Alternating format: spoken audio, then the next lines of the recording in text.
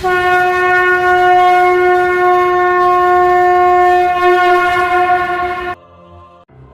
दोस्तों, मैं राहुल एक बार फिर से आप सभी का हार्दिक अभिनंदन करता हूँ। पेश है बेताल पच्चीसी की 11वीं कथा, जिसका नाम है धर्मध्वज की कथा। दोस्तों, राजा विक्रमादित्य ने शीशम के पेड़ से पुनः बेताल को नीचे उतारा और उसे कंधे पर डालकर चल पड़ा।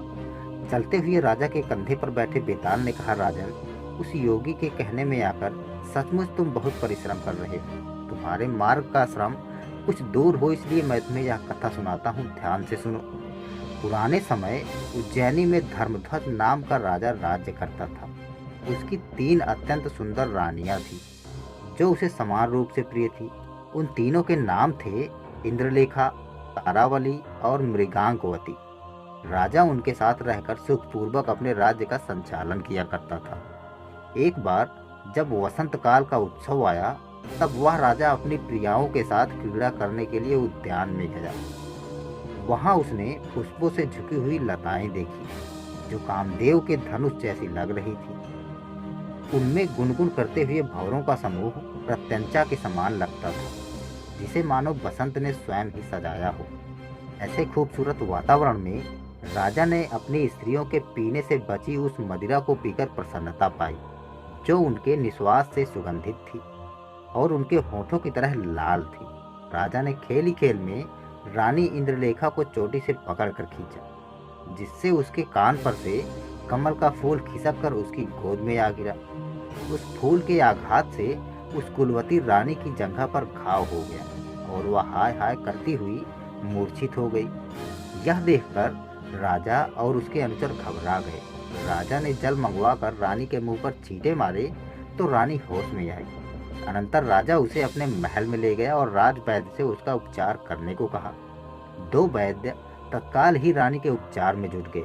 उस रात इंद्रलेखा की हालत में सुधार देखकर राजा अपनी दूसरी पत्नी तारावली के पास चंद्र प्रसाद नामक महल में गया। वहां तारावली राजा की गोद में सो गई। उसके वस्त्र खिसक गए थे, जबकि उसके शरीर पर खिड़की की जालियों से होकर चंद्रमा की किरणें पड़ी। किरणों का स्पर्श होते ही रानी तारावली जाग उठी और हाय जल गई कहती हुई अचानक पलंग से उठकर अपने अंग मलने लगी। घबरा कर राजा भी उठ बैठा। राजा ने तारावली के उस अंग पर सचमुच ही फफोले पड़ गए थे। तारावली ने बताया, स्वामी, नंगे शरीर पर पड़ी हुई चंद्रमा की किरणों ने मेरी यह हालत की है। तब राजा ने परिचारिकाएं बुलाई।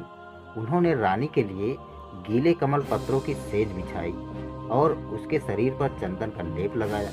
इसी बीच तीसरी रानी मृगांकवती भी जाग उठी। तारावली के कक्ष में आती आवाजें सुनकर उसकी नींद जट गई थी।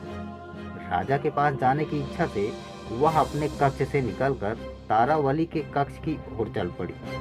अभी वह कुछ ही कदम चली थी कि उसने दूर से किसी के घर धान कूटने की आवाज सुनी। मूसल की आवाज सुनकर वह बिकल हो उठी और हाय मरी कहते हुए मार्ग में ही बैठ गई। परिचारिकाओं ने जब रानी की जांच की तो उन्होंने उसकी हथेली पर काले गहरे धब्बे देखे। परिचारिकाएं दौड़ती हुई राजा के पास पहुंची और सारा वृत्तांत राजा को बताया।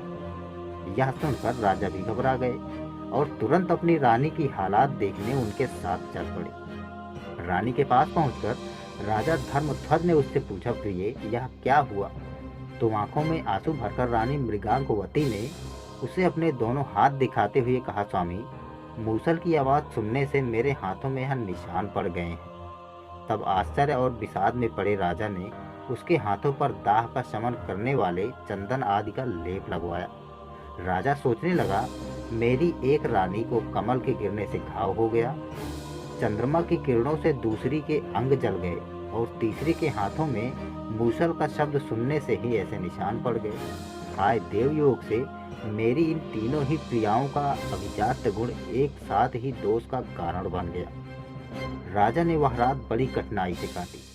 सवेरा होते ही उसने राज्य भर के सभी कुशल वैद्यों और शल्य क्रिया करने वालों को बुलाया। अपनी रानियों का उपचार करने को कहा। उन वैद्यों और शल्य क्रिया जानने वालों ने संयुक्त प्रयास से जब रानियां शीघ्र ही स्वस्थ हो गईं, तब वह राजा निश्चिंत हुआ। यह कथा सुनाकर बेताल ने फिर विक्रमादित्य से पूछा कि राजन, अब तुम यह बतलाओ कि इन तीनों रानियों में से अधिक सुकुमारी कौन थी। जानते हुए भी यदि तुमने मेरे प्रश्न का उत्तर नहीं दिया तो पहले जो कहा था वही साफ तुम्हें पड़ेगा और तुम्हारी मृत्यु निश्चित है। यह सुनकर राजा ने कहा, बेताल, उन सब में सबसे सुकुमारी थी रानी मृगांकवती, जिसने मूसल को छुआ भी नहीं, केवल उसकी आवाज से ही उसके हाथों में दाग पड़ गए थे।